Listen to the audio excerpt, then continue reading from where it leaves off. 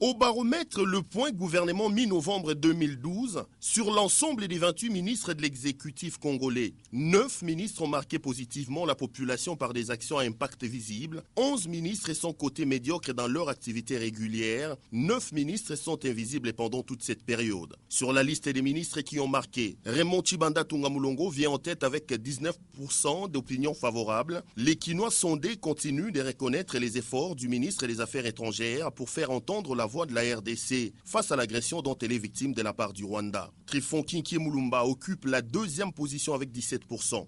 Le ministre force l'admiration des Quinois qui la considèrent désormais comme défenseur des consommateurs des services de la téléphonie cellulaire. Mouyej Mangenzmans de l'Intérieur et des centralisations, Félix Kabangenumbi de la Santé, Maker Mwangou Famba de l'EPSP font également partie de la liste des ministres bien cotés par les Quinois. Une liste dans laquelle se trouve également Daniel Mukoko Samba du budget et Lambert Mende Malanga de la communication. Dans la farde des ministres qui n'ont pas marqué, Bruno Kapanji Kalala détient la palme d'or avec 19% d'opinion négative. Le ministre de l'électricité est détesté par son incapacité à résorber le problème des fournitures du courant. Même chose pour Bahati Lukwebo, très mal coté. Les sondés pensent que le ministre du Travail s'intéresse plus aux sources et des recettes de son secteur, comme l'INSS, qu'à l'amélioration des conditions des travailleurs. La liste des ministres détestés par les Quinois est complétée par Robert Mwinga des Affaires foncières, Jean-Paul Nemoyato de l'économie, Wivin Mumba Matipa de la justice, Tchelolo Tima de l'Essures,